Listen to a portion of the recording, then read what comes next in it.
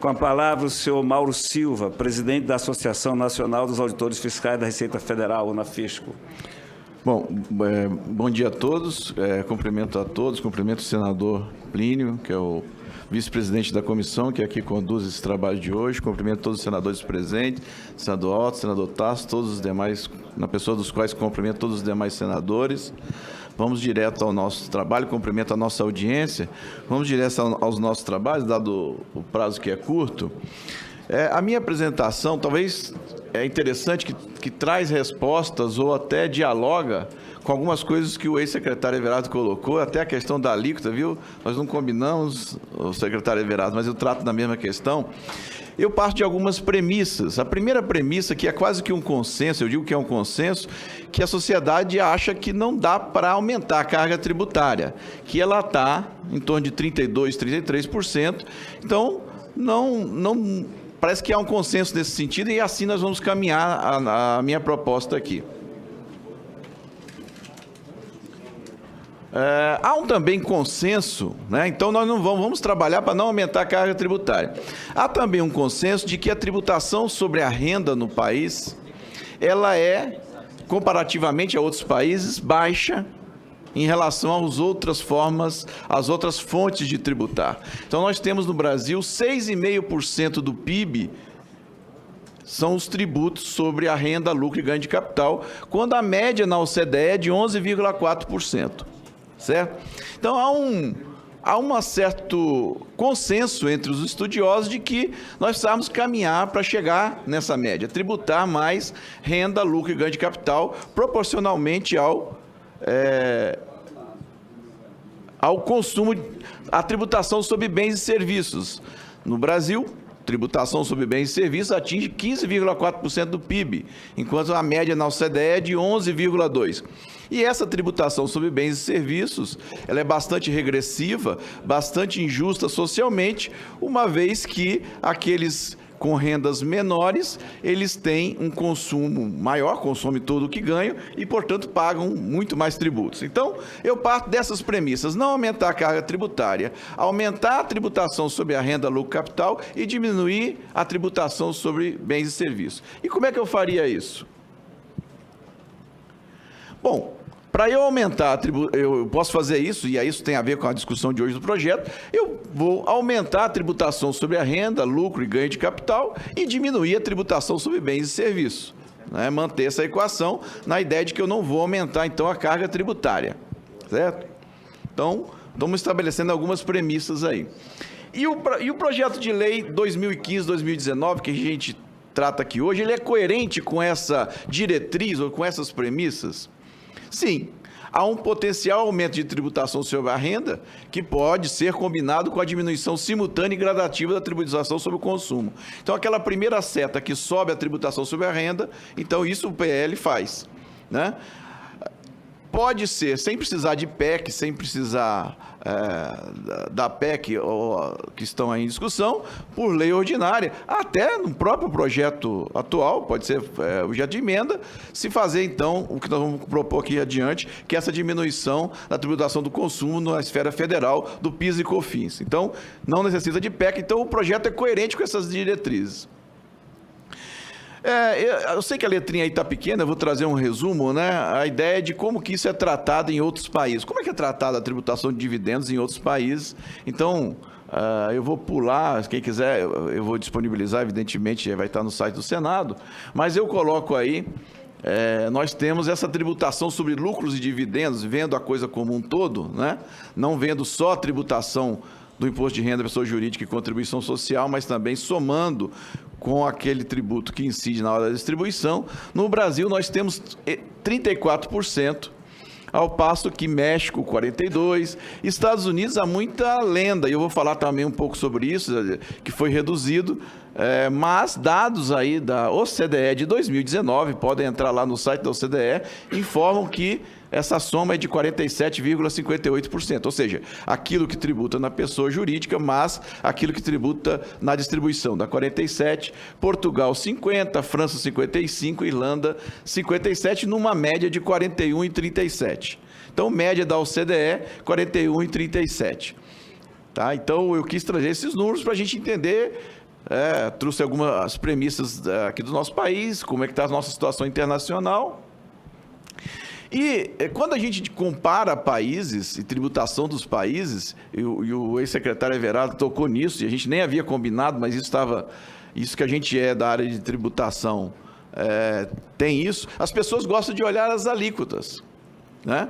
Mas como bem disse o ex-secretário Everardo, nós não pagamos alíquota, nós pagamos um valor de tributo, que é o produto de uma alíquota por uma base de cálculo. Tá? Então nós temos que olhar a base de cálculo. No Brasil, essa base de cálculo é o lucro real.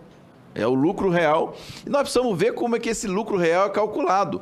Ele não é o lucro real igual ao lucro contábil. A partir do lucro contábil, eu adiciono algumas coisas e excluo outras. E é aí que está o nosso problema. O nosso nível de exclusão é muito maior que o nosso nível de adição. Então, eu vou mostrar que há uma dupla não tributação. Está se falando em bitributação do lucro, né? Já que tributa na pessoa jurídica e vai tributar na distribuição. E eu estou somando, justamente atendendo a isso, eu estou somando, e aí eu trouxe todos os outros países somando as duas tributações. Mas há uma dupla não tributação, ou seja, o lucro que não é tributado na pessoa jurídica e não é tributado na distribuição, justamente por esses mecanismos que existem tanto no lucro real e também por outras questões também, mas que existem no lucro presumido e no lucro no sistema do Simples. Então, uma dupla não tributação, o que não se fala, só se fala de bitributação, né? Tanto nas empresas maiores, submetidas ao lucro real, que é essa sistemática da contabilidade detalhada, que eu parto do lucro contábil, adiciono algumas coisas e excluo outras, né? E que, de fato, exige, como o ex-secretário Everardo Marcel colocou, dessas grandes empresas, né? Justamente o limite é alto para ser as grandes empresas, uma contabilidade detalhada.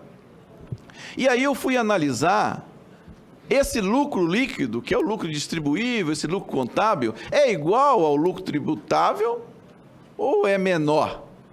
Então eu peguei números oficiais da Receita Federal de 2007 a 2013, somei e cheguei em 2,31 trilhões de lucro distribuível, né? Lucro, vamos dizer assim, contábil. Não é exatamente esta definição, mas eu estou tentando explicar o mais próximo possível, né? E o lucro tributável, aquilo que deu origem, sobre o qual se aplicou 25 de imposto de renda e mais 9 de contribuição social, chegando em 34. Quanto foi? 1,25 trilhões. Há um hiato aí de 46% do lucro distribuível pelas grandes empresas, não foi tributado.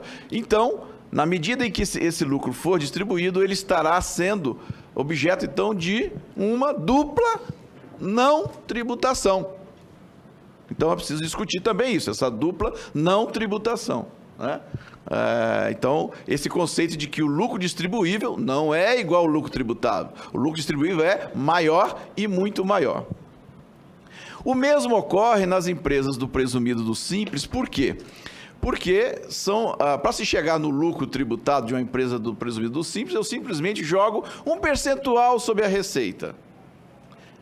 E chego, então, lucro, uma receita de 100, eu aplico um percentual de 8%, né, de presumido para alguns tipos de empresa, chego a 8% de lucro, em cima desse 8% eu jogo os 34%, sendo bastante simples. Então, 34% em cima de 8%.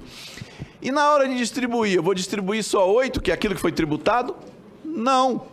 Na hora de distribuir, a legislação permite que eu veja minhas receitas e minhas despesas, dependendo de algumas regras que eu mantenha, algum tipo de escrituração, a mínima escrituração, eu vejo minhas receitas e minhas despesas e chego à conclusão que meu lucro foi 20% e não 8%. Um levantamento breve ali no livro Caixa, mostro que meu lucro foi 20% e não 8%. E quanto eu posso distribuir? 20%. 12%, dupla não tributação. Não foi tributado na empresa, nem será tributado na distribuição. E isso ocorre tanto nas empresas do lucro presumido, como nas empresas do simples, porque essa regra é aplicável a ambas. Ou seja, o que se tributa não é o limite para se distribuir. Se distribui muito mais daquilo que é tributado. Daí ocorre a chamada dupla não tributação. Certo? Então, esse fenômeno nós temos que analisar e considerar também quando se discute o assunto. Eu erro aqui. Eu trago um exemplo para os senhores, e todos os meus exemplos são sempre de dados públicos, seja da Receita Federal ou de outros. Do Banco do Brasil. E por que o Banco do Brasil? Eu procurei alguns, é uma empresa SA, não tem nada de especial nisso, já explico para vocês. Em 2018, 20 bilhões, que seria o que eu chamei de lucro distribuível. 4,7 bilhões de imposto de renda e contribuição social. Ora, para eu chegar em 4,7 bilhões, eu tive uma base de cálculo não de 20, porque 34% de 20 daria 6 e tanto, e não 4,7. Qual é a base de cálculo, então, que o Banco do Brasil usou? 14 bi. Ou seja, eu tive aí 6 bi de dupla não tributação entre o lucro distribuível. Ou seja, o percentual de dupla tributação aqui específico, neste caso, foi de 32. Eu trouxe um exemplo geral que foi nos números gerais de 46, tá certo? As demais informações acabam não interessando na nossa conversa aqui. A nossa conversa, eu trouxe um exemplo geral, que na soma geral há uma dupla não tributação, e trouxe um exemplo individual, mostrando que do lucro distribuível, nem todo ele é tributável. Há uma parcela não tributável na pessoa jurídica. E eu trouxe um exemplo de uma empresa SA, mas já falei aqui de empresa do presumido e do simples. Então, é uma consideração que nós temos que fazer, não só falando da bitributação. E para não falar de bitributação, como eu disse, por isso pensamos na soma da alíquota da pessoa jurídica com a pessoa física. Certo? Já englobando essa questão que juridicamente não existiria bitributação, mas economicamente sim, então partimos disso. Mas há também que se considerar a dupla não tributação.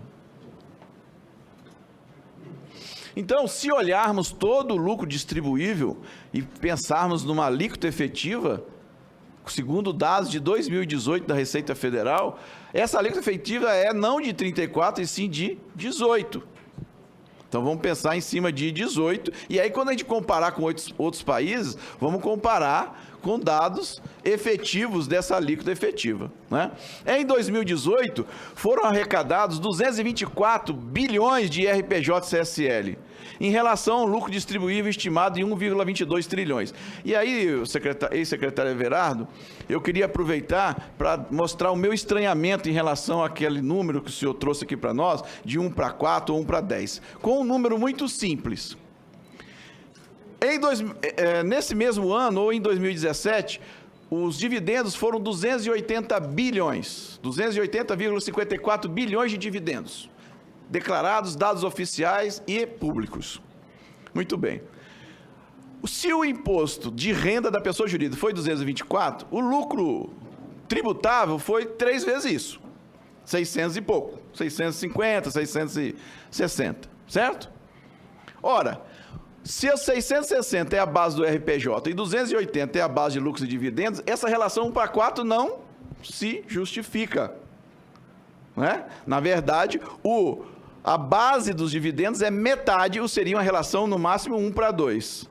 Ela é metade, né? 280 bi para 600 e poucos bi, dá um pouco mais do que 2. Então, essa relação para 1 para 4, precisaria aí a gente debruçar sobre esses números, ou 1 para 10, mas numa primeira análise não se justifica. Então, eu já adianto a vocês que, já adiantei que lucros e dividendos distribuídos em 2017, retirados de dados da declaração de imposto de renda, e é dado público, que está lá no levantamento chamado Grandes Números do Imposto de Renda da Pessoa Física.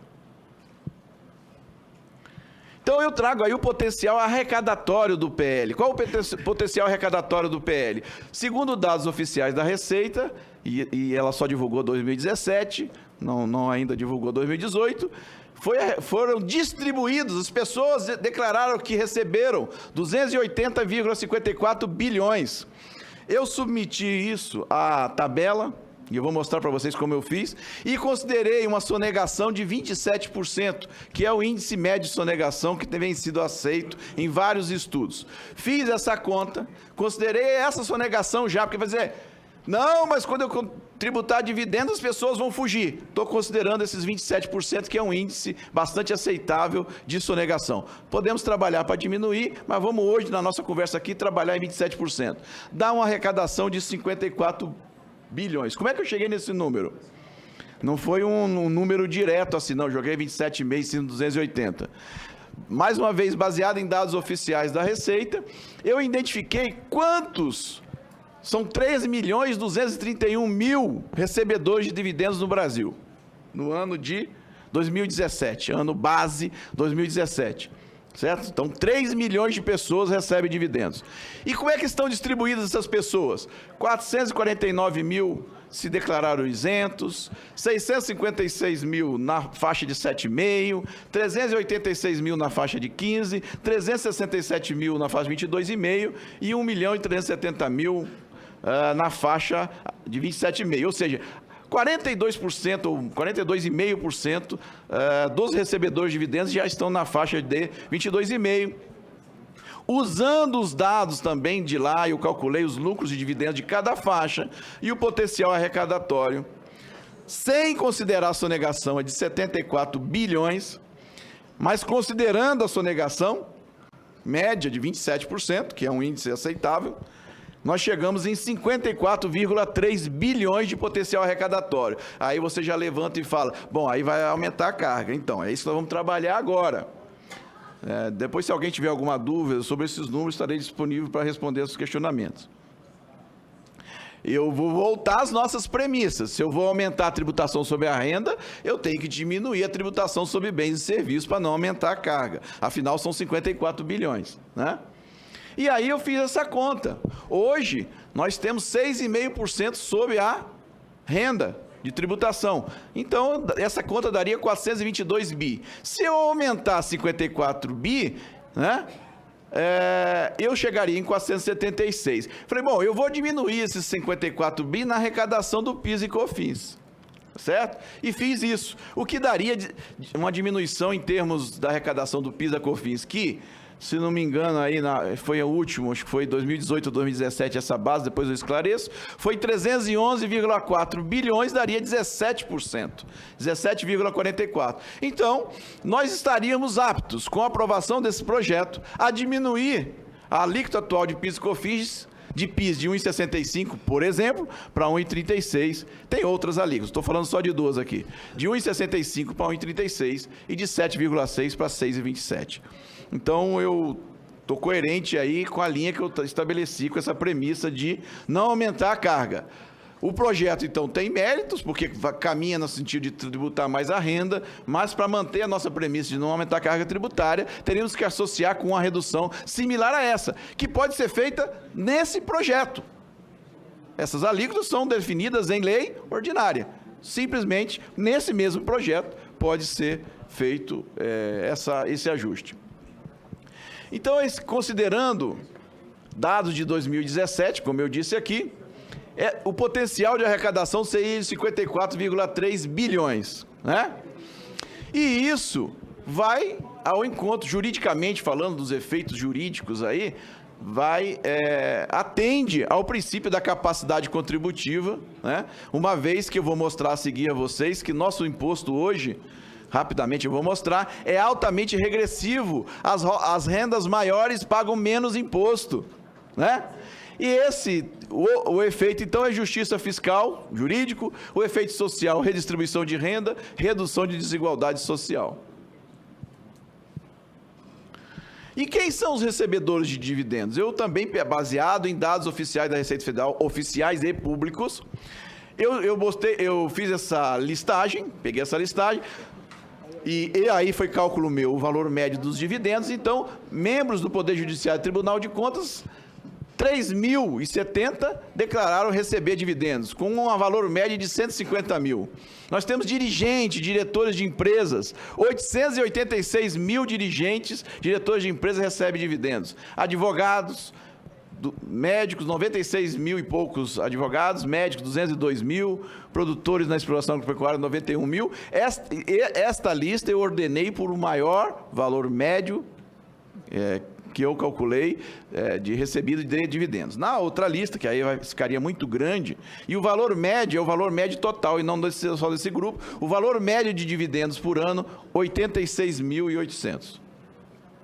Essa é a lista completa, evidentemente vocês não estão enxergando, mas essa é a lista completa, ordenada por número de declarantes. Por isso eu fiz a outra, né? Por isso eu fiz essa e ordenei por maior valor médio do dividendo. Então, nós estamos tratando, saber de quem que nós estamos tratando. Quais são os recebedores de dividendos, quantos são, 3.231.000, e quem são, né?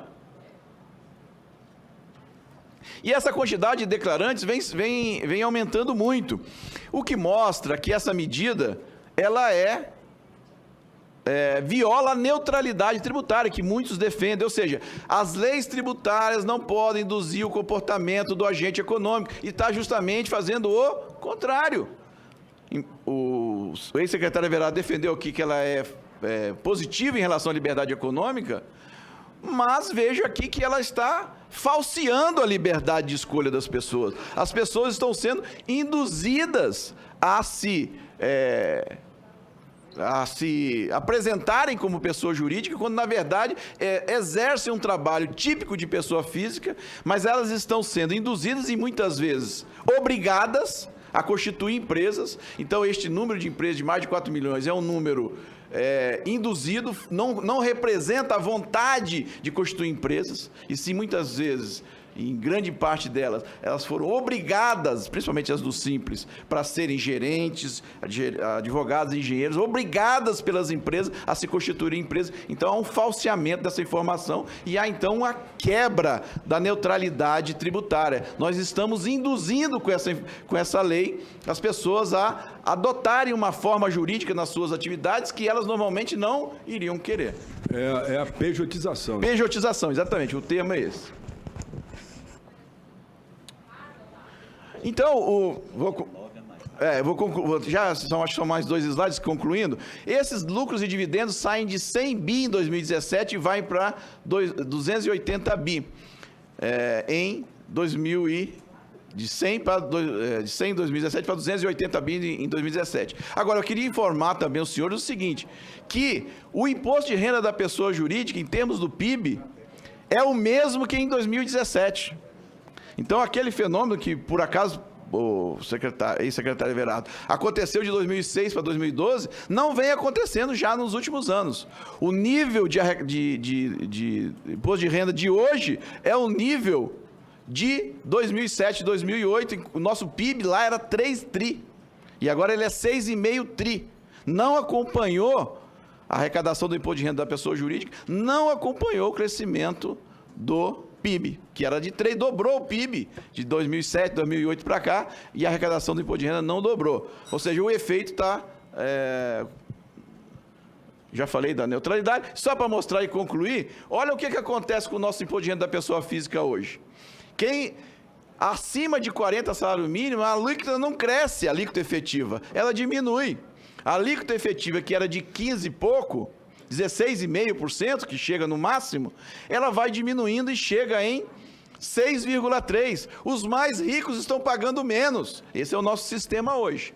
E esse projeto e essa incidência pode ajudar a mudar isso, porque os mais ricos são os maiores recebedores de dividendos. São os maiores recebedores de dividendos. Então, eu mostrei a vocês de quem que nós estamos tratando. Será que essas pessoas estão sendo muito tributadas já? Parece que não. Dados oficiais da Receita mostram que não. Quando a nossa Constituição manda ter progressividade, nós temos regressividade. Nitidamente, de acima de 40 salários mínimos, há uma diminuição. Então, eu agradeço aí e peço desculpas pela pressa, né, mas é em função do tempo. Agradeço a todos a oportunidade e fico à disposição para contribuir no debate com todos aí. Muito obrigado. Obrigado, senhor Mauro Silva. Então, rapidamente, fazer algumas considerações. Eu acho que foi muito bem colocado a gente ter noção de que esse projeto se insere num contexto maior, evidentemente, da tributação, e está se falando de reforma tributária. E eu sempre digo que para barco sem rumo, qualquer vento é contra, né? Barco sem rumo, qualquer vento é contra. Qual é o rumo que nós queremos? E aí, por isso que na minha fala, eu estabeleci esse rumo. Eu disse, vamos manter a carga tributária e vamos deslocar a tributação do consumo para a renda, na ideia de que o Brasil está fora da média mundial da tributação sobre o consumo e fora da média mundial da tributação sobre a renda. Então, eu coloquei isso como premissa, o nosso rumo. Porque, senão a gente fica aqui, olha, tem que compensar o aumento da tributação de dividendos, ou a volta da tributação na distribuição de dividendos com diminuição da alíquota do imposto de renda da pessoa jurídica.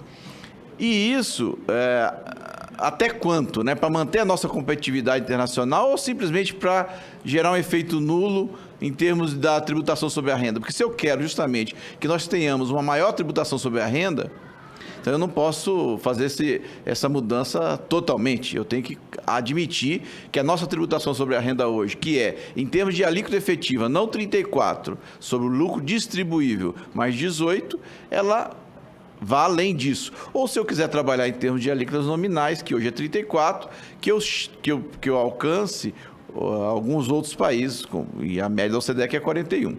E para falar também na minha fala, como eu disse aqui, em relação aos bancos, que é o setor bancário, que falou que tem uma alíquota de 45%, mas é o setor que mais tem exclusões da base de cálculo do lucro distribuível. Então, o mistério está todo aí, não está na alíquota. A diferença entre o lucro contábil e o lucro tributável é imensa, né?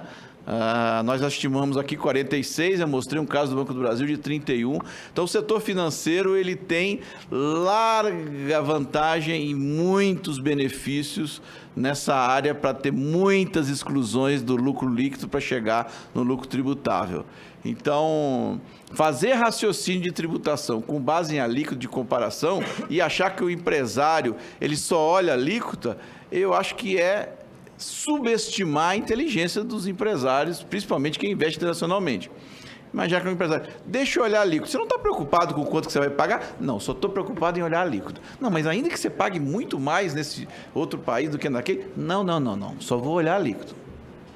Então, é subestimar a inteligência do empresário que investe internacionalmente. Nós temos que olhar não só a alíquota, como a base de cálculo. O nosso sistema, ele oferece muitas exclusões do lucro contábil para chegar no lucro tributável.